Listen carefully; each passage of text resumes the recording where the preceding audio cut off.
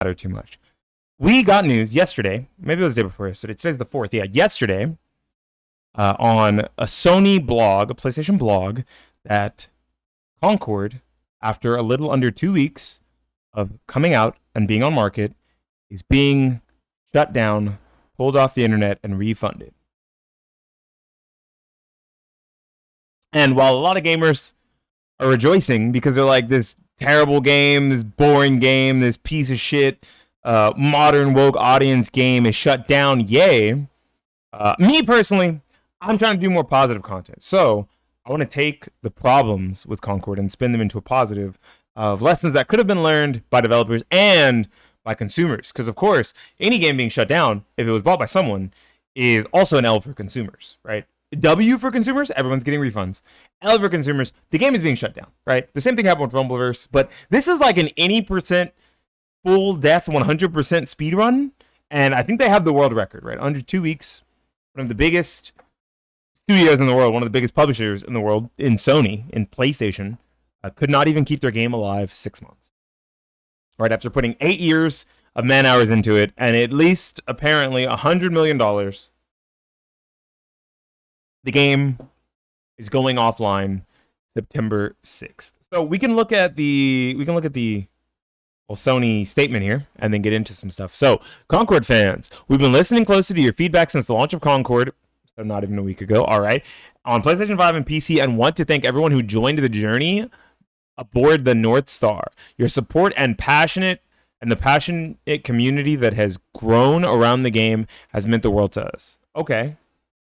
However, while the many qualities of the experience resonated with players, we also recognize that other aspects of the game and our initial launch didn't land the way we expected. Therefore, at this time, we decided to take the game offline beginning September 6th and explore options, including those that will better reach out to players. So I kind of like this last line because it almost seems as if they're pulling it down, and maybe I'm going to assume the Sony bigwigs are about to condense that studio and get rid of a lot of fucking people, which sucks. People are going to lose their jobs, right? Maybe some people just wanted to make a really cool hero shooter and had no say in what the character designs looked like, in the fact that there's pronouns in it and that pisses some people off, in the fact that it was $40, right? There could have been a chunk of those developers and game designers that just wanted to create an awesome product for people, right?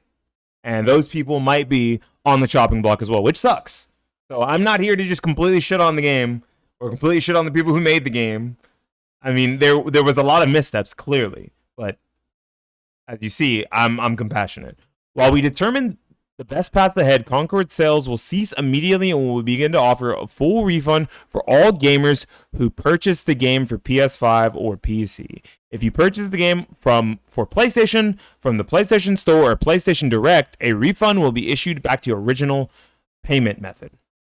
Customers who purchase from digital storefronts will also be refunded. More information about refunds from the Steam and Epic can be found below. Yeah, here's the issue. Other retail refunds. For customers who purchased a physical copy at retailer locations outside of PlayStation directly, please refer to the refund process of the retailer you purchased it from to obtain your refund. There was physical versions of this game out there. This is a $40 physical release that if you don't take your disc back in, you no longer have a game and you no longer have your $40.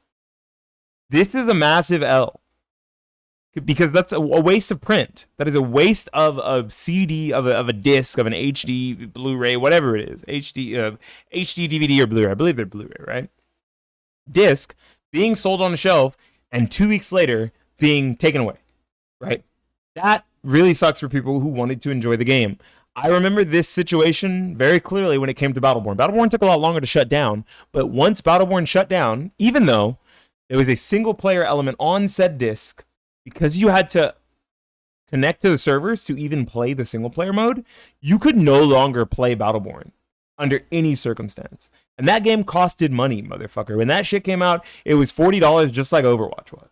It was not a free-to-play game on launch. Concord, on the other hand, is a little bit more dastardly because this is an online-only game. I guess a little less dastardly, right? Online-only game what could you have possibly done instead of making it peer-to-peer? That's the best thing you could have done, just making the game peer-to-peer so the game would continue to be able to be enjoyed by the small player base that existed in it. But there was no offline element. There's really no reason to keep the game if the game ceases to have a significant number of players because it's being pulled from online store shelves. Their player base isn't likely to grow, especially not on PC because we don't have physical sales on PC. So I want to talk about some of the. I found it through Wario. Thanks, Wario. I want to talk about some of the problems or some of the lessons that could be learned from the issues surrounding Concord. There's not that many, right? I think the biggest one now for consumers and developers, because this is terrifying, this is scary, is that no game studio or publisher is immune to a massive flop. No matter how big they are, it doesn't matter if you're Sony, it doesn't matter if you used to work for Bungie and you worked on Destiny, one of the greatest multiplayer shooters of all time. I don't know. That's not up to me to decide. I don't play first-person shooters that much, really. I'm more of a Halo fan, even with 343, than I am of Destiny. It doesn't matter how big you are, no matter how big your publisher is, no matter how much resources you put into the game. Over $100 million and 8 years of man-hours. And it still wasn't enough to amount to a game that could keep a big enough player base to at least sustain itself for a year or 2 years while the game attempted to try to catch its footing and come back. Right? Instead of making the game free to play, instead of making the game peer to peer, the game is just being absolutely 100% shuttered and shut down, along with probably a lot of the people that work in the studio. The second one is knowing your player base and your buyers and the scope of a project is really important. And I say this for the developer. Gamers don't care about this. If you're a gamer, it doesn't fucking matter. You don't care, right? If it's not a game for you, you're just not going to buy it. It's that simple. If it is a game for you, you're going to find the time or the resources to buy it. Yes, you guys can probably see my notepad in my glasses that I'm using to list off the things that I wanted to talk about. The reason why I say that is, if this game wasn't designed for the average player, if because of the amount of DEI and kind of woke agenda, woke community, whatever kind of things you want to say about it, if those things were the selling point for the game, pronouns in bio literally in the game for a hero shooter, very lackluster looking characters, if I'm honest. I think from what I saw, the environments look really good, but the characters look kind of lame. It's basically just Destiny PvP overhauled with heroes. If that's not for a lot of people, maybe you shouldn't put a lot of money into making that thing, right? Putting over $100 million into something that's not going to appeal to enough people to make back that $100 million is a bad idea, right? The scope of small indie projects, no matter how big they've gotten, no matter how much revenue they made, if you look at something like how many man hours are put into something like Hollow Knight, how much money it costed to make that game, right? How much money it costed to make something like Stardew Valley, how much man hours from one person, really, mostly. Something like The Binding of Isaac. A lot of older indie gyms, they had small scope, and they didn't expect their games to blow up the way they did. They didn't. They were like, we're just going to make this cool little indie game. We hope some people like it. We hope some people pick it up, and hopefully it goes well. And it did, and it blew up. But the more amount of money you put into games, the more likely they are to flop. The more likely they are to not recoup their losses. Alan Wake 2 was a Game of the Year contender, and apparently it's still on the road to making its money back. Alan Wake 2 has not made its money back yet, and Remedy is apparently amazing at storytelling, right? Control, Alan Wake 1, Alan Wake 2, amazing games by the general popularity of them, right? I've never played any of them. I'm not going to lie and act like I have, but enough people apparently like those games that they have an extremely high popularity rate among gamers, right? They're known, they're popular. Popular does not equal success because, as you know, as I just told you, Remedy is expecting to make their money back by Q1 of 2025. I believe that's what the report said, or Q2 of 2025. But they haven't made their money back for the game yet. It was a Game of the Year contender last year. Think about that. The more money you put in, the more risky the endeavor is. So knowing your player base, knowing the buyers, and the buying power that they have is very important, right? Putting a $40 price tag on it might have been a bad idea, which is the next thing I'm going to lead into.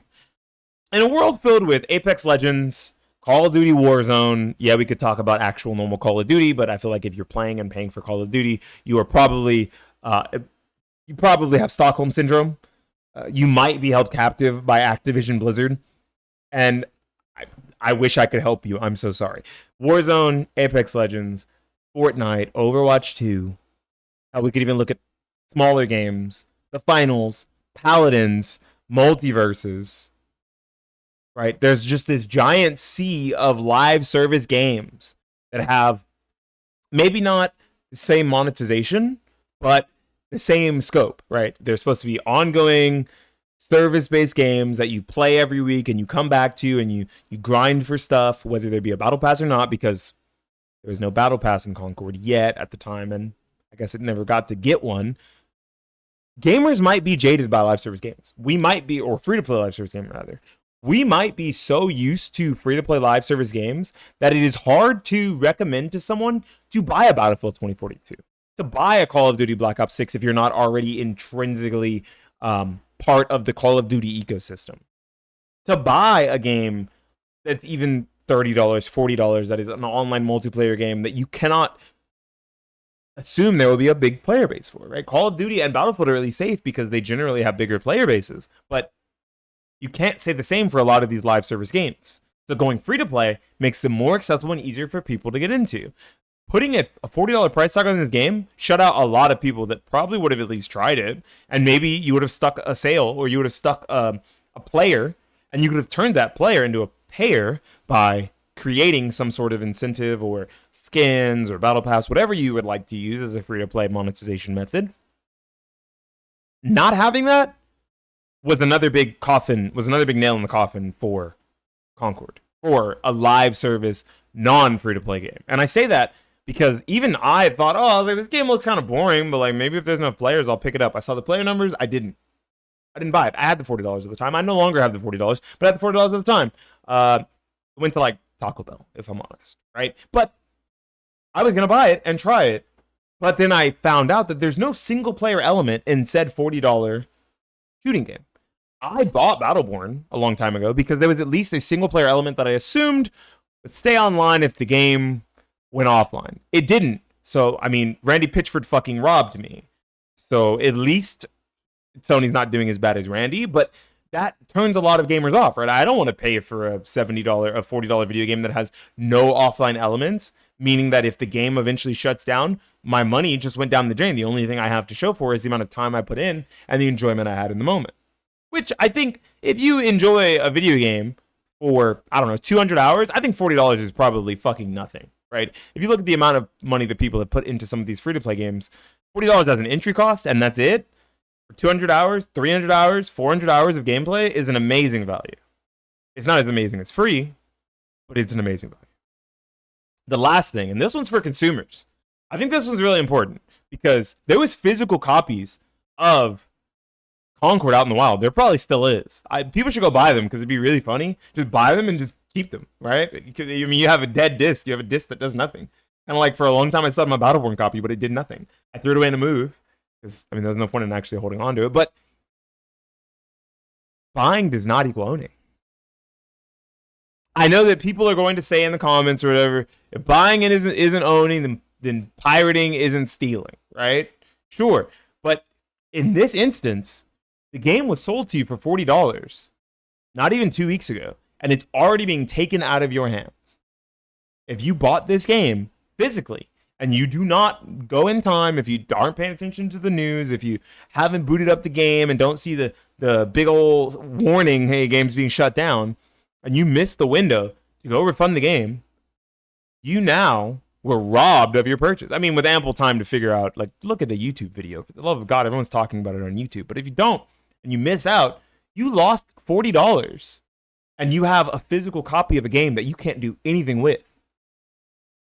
Buying, for a lot of these games, especially newer games, is not owning. So it's something to think about, especially because if this game was free to play, it wouldn't feel so bad. But because it was a $40 game that had a physical release, that's a little more unnatural. Very strange. I think there's a lot of things that could have been learned, a lot more things that could have been learned from Concord's failure. But I think those are the main ones that I want to touch on. Tell me some of the things that developers, publishers, and gamers and consumers could all learn from in the comment section down below. Like the video, subscribe to the YouTube channel where I talk about stuff like this, and try to generally put a positive spin on it, make it some sort of informational content instead of just rage baiting people and talking about how dead games are dead and bad games die. Woohoo! Because there's a lot of there's a lot of bad games that are still alive. We don't do that here, okay? We try to be positive. This has been Beanie Thuggish for the YouTubes, asking you to subscribe so I can get that mucho dinero on YouTube at some point. I'm trying to get to 100. I'm trying to get to 1K subscribers. Signing out and saying peace.